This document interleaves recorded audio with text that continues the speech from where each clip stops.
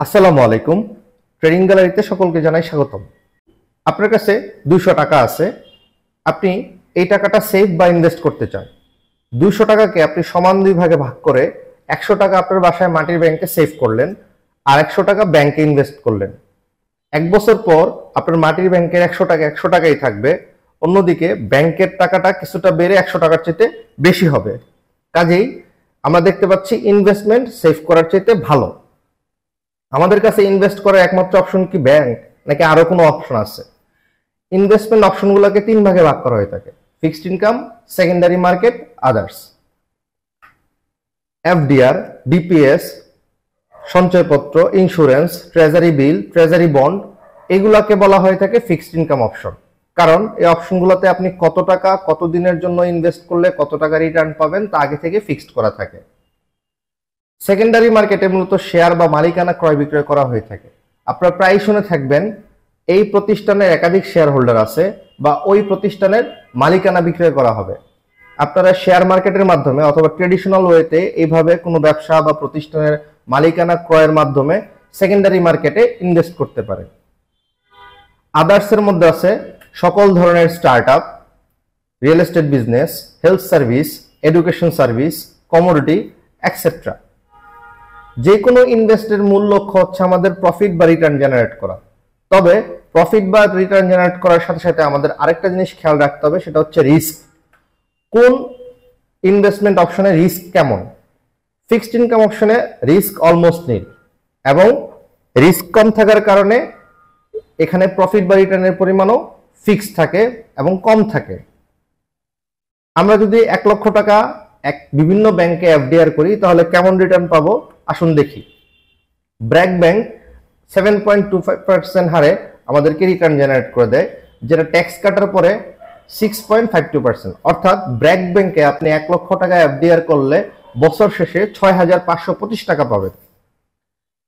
আমাদের প্রচলিত ব্যাংকগুলোর মধ্যে প্রিমিয়ার ব্যাংক 11.8% হারে আপনাকে রিটার্ন জেনারেট করে দেয়, যেটা ট্যাক্স কাটার পরে 10.62%। অর্থাৎ আপনি যদি প্রিমিয়ার ব্যাংকে 1 লক্ষ টাকা এফডিআর করেন সেক্ষেত্রে 10,620 টাকা পাবেন।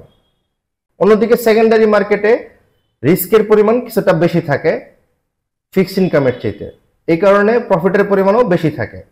আপনি সেকেন্ডারি মার্কেটে ভালো কোনো ব্যবসা বা প্রতিষ্ঠানে ইনভেস্ট করার মাধ্যমে 5 থেকে 12% পর্যন্ত ডিভিডেন্ড জেনারেট করা সম্ভব। সেই সাথে আমাদের ট্রেডিং এর একটা অপশন থেকে যায়, অর্থাৎ আমরা যদি সেকেন্ডারি মার্কেটে ইনভেস্ট করি তাহলে অবশ্যই সেটা ফিক্সড ইনকামের চাইতে বেশি হবে। আদার্স যে অপশনগুলো আছে সেখানে রিস্কের পরিমাণ সবচেয়ে বেশি এবং প্রফিটের পরিমাণও সবচেয়ে বেশি হয়ে থাকে। রিস্ক কেমন বেশি?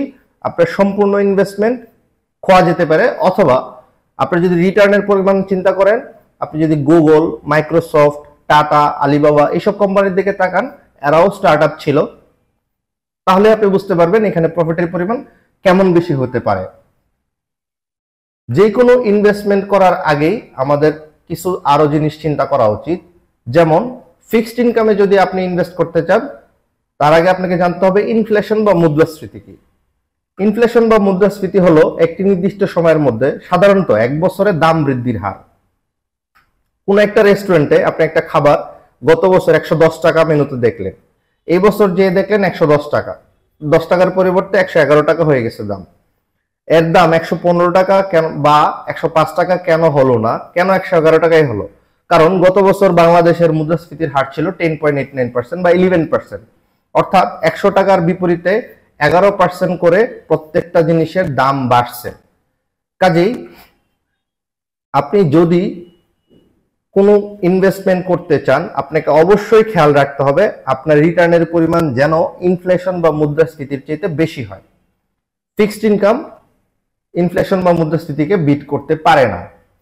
সেকেন্ডারি মার্কেটে আপনাকে ইনভেস্ট করতে হলে অবশ্যই আপনার নলেজ এবং এক্সপিরিয়েন্স লাগবে। এছাড়া আপনি সেকেন্ডারি মার্কেটে যদি বিনিয়োগ করেন সেক্ষেত্রে আপনার রিস্ক বেশি হয়ে যাবে এবং রিটার্নের পরিমাণটা অনেক কম হয়ে যাবে, অনেক সময় নেগেটিভ হয়ে যাবে।